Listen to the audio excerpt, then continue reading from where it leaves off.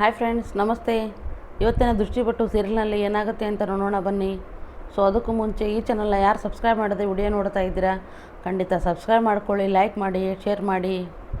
ಮೊದಲಿಗೆ ದತ್ತ ಅತ್ತೆ ಮಾವನ ಕೂಡಿಸಿ ಊಟ ಬಡಿಸೋಕೆ ಅಂತ ರೆಡಿ ಮಾಡ್ಕೋತಾ ಇರ್ತಾನೆ. ತುಂಬಾ ಕುಡಿದಿರೋ ಕಾರಣ ದತ್ತ ಕೆಳಗಡೆ ಬಿದ್ದೋಗ್ತಾನೆ.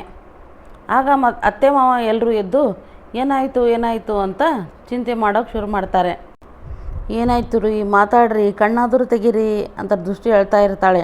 ಆಗ ಮಾದೇವಪ್ಪ, ಸೈಲೆಂಟಣ್ಣ, ದಯವಿಟ್ಟು ದೊಡ್ಡ ಮನೆಯವ್ರಿಗೆ ವಿಷಯ ತಿಳಿಸ್ಬೇಡ, ತಿಳಿಸಿದರೆ ನಮ್ಮ ಮೇಲೇ ಬಂದ್ಬಿಡುತ್ತೆ, ಆಮೇಲೆ ನಾವೇ ಏನಾದರೂ ಮಾಡಿದ್ದೀವಿ ಅಂದ್ಕೊಂಡ್ಬಿಡ್ತಾರೆ, ದಯವಿಟ್ಟು ಮಾಡಿಬಿಡೋಣ, ಆಂಬುಲೆನ್ಸಿಗೆ ಕಾಲ್ ಮಾಡು ಅಂತ ಹೇಳ್ತಾನೆ. ಆಗ ಬಜರಂಗಿ, ಅದರ ಯಾವುದೋ ಅವಶ್ಯಕತೆ ಇಲ್ಲ, ಅವರು ಈಗ ಸ್ವಲ್ಪ ಹೊತ್ತಿಗೆ ಆರಾಮಾಗ್ಬಿಡ್ತಾರೆ ಅಂತ ಹೇಳ್ತಾನೆ.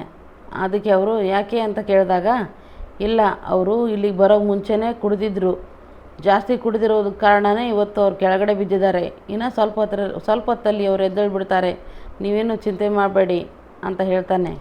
ಕುಡಿದಿರೋ ವಿಷಯ ಕೇಳಿ ದೃಷ್ಟಿಗೆ ತುಂಬಾ ದುಃಖ ಆಗುತ್ತೆ. ಆಗ ಅಳ್ತಾ ಕಿಚನ್ ಕಡೆಗೆ ಓಡೋಗಿ ನಿಂತ್ಕೋತಾಳೆ ದೃಷ್ಟಿ.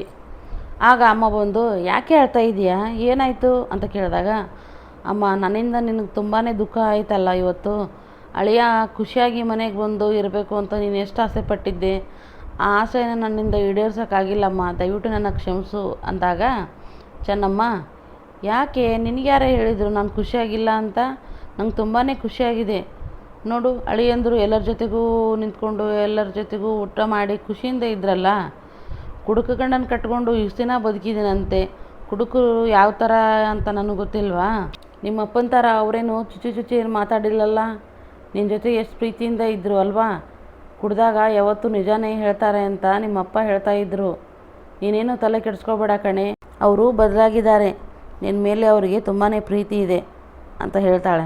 ಎಚ್ಚರ ಆದಮೇಲೆ ಮನೆ ಹತ್ರ ಕರ್ಕೊಂಬರೋವಾಗ ಮೆಟ್ಟಲು ಹತ್ತಕ್ಕೂ ಆಗ್ತಾ ಇರಲ್ಲ ದತ್ತನಿಗೆ. ಆಗ ಸೈಲೆಂಟು ಹೆಲ್ಪ್ ಮಾಡೋಕ್ಕೆ ಬಂದರೆ ದತ್ತ, ಹೋಗೋ, ನನಗೇನು ಯಾರ ಅವಶ್ಯಕತೆಯೂ ಇಲ್ಲ, ನಾನು ಆರಾಮಾಗಿ ನಡ್ಕೊಂಡು ಹೋಗ್ಬೋದು, ನಿನ್ನ ಅವಶ್ಯಕತೆ ನನಗೇನಿಲ್ಲ ಅಂತ ಸೈಲೆಂಟ್ನ ಬೈದು ಅಲ್ಲಿಂದ ಕಳಿಸ್ತಾನೆ. ದೃಷ್ಟಿ ತವ್ರ ಮನೆಯಿಂದ ಬರುವಾಗ ಅಮ್ಮ ಎಲ್ಲ ಥರದ ಅಡುಗೆನೂ ಕೊಟ್ಟು ಕಳಿಸಿರ್ತಾಳೆ. ಆಗ ಅದನ್ನೆಲ್ಲ ತೆಗೆದಿಡೋಕೆ ಅಂತ ಕಿಚನ್ ಹತ್ರ ಹೋದಾಗ ಶರಾವತಿನ ಕಂಡು, ಏನು ಚಿಕ್ಕಮ್ಮವ್ರೆ ನೀವಿಲ್ಲಿ ಅಂತ ಕೇಳ್ತಾಳೆ.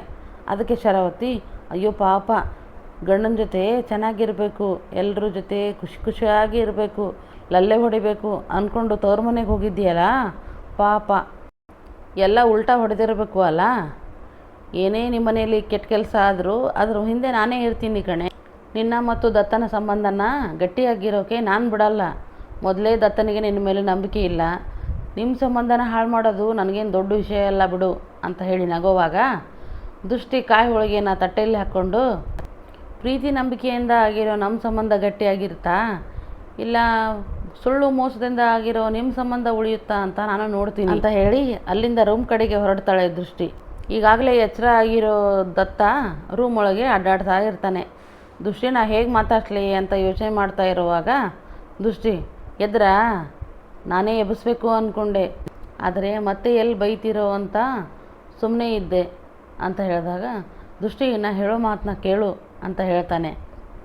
ಆಗ ದೃಷ್ಟಿ, ಏನ್ರಿ ಕೇಳೋದು, ಬೇಕು ಅಂತಲೇ ಕುಡ್ಕೊಂಬಂದ್ರಾ, ಅಳಿಯ ಬರ್ತಾನೆ, ಖುಷಿಯಿಂದ ಇರ್ತಾನೆ, ಎಲ್ಲರೂ ನಾವು ನಗ್ತಾ ಮಾತಾಡ್ಬೋದು ಅಂದ್ಕೊಂಡು ಎಷ್ಟು ಆಸೆ ಇಟ್ಕೊಂಡಿದ್ರಿ ನಮ್ಮ ಮನೆಯವರು, ನಮ್ಮ ಅಪ್ಪ ಅಮ್ಮ ಎಷ್ಟು ಕಷ್ಟಪಟ್ಟು ಒಂದೊಂದೇ ಸಾಮಾನ ತಂದು ಎಷ್ಟೆಲ್ಲ ಅರೇಂಜ್ಮೆಂಟ್ ಮಾಡ್ಕೊಂಡಿದ್ರು, ಆದರೆ ಎಲ್ಲರಿಗೂ ಮೋಸ ಮಾಡಿಬಿಟ್ರಿ ಅಲ್ರಿ, ಅಮ್ಮನಿಗೆ ಅಸ್ತಮ ಇದ್ದರೂ ಕೂಡ ಮನೆಯೆಲ್ಲ ಸ್ವಚ್ಛ ಮಾಡಿ ಅಳಿಯ ಬರ್ತಾನೆ ಅಂತ ಕಾಯ್ತಾ ಇದ್ದರು, ಆದರೆ ನೀವು ಎಲ್ಲನೂ ಹಾಳು ಮಾಡಿಬಿಟ್ರಿ ಅಲ್ರಿ, ಮಾಡಿರೋ ಅಡುಗೆನ ಗಂಡನಿಗೂ ಕೊಡದೆ ಮಗನಿಗೂ ಕೊಡದೆ ಅಡುಗೆನಿಗೋಸ್ಕರ ಕಾಯ್ತಾ ಇದ್ಲು ರೀ ನಮ್ಮಮ್ಮ, ಅವ್ರೇನು ರೀ ತಪ್ಪು ಮಾಡಿದರು, ಯಾಕ್ರಿ ಕುಡ್ಕೊಂಬಂದು ನಮ್ಮ ಮನಸ್ಸಿಗೆ ನೋವು ಮಾಡಿದ್ರಿ ಅಂತ ಕೇಳಿದಾಗ ದತ್ತ ಏನು ಮಾತಾಡದೆ ಸುಮ್ಮನೆ ನಿಂತ್ಕೊಂಡ್ಬಿಡ್ತಾನೆ.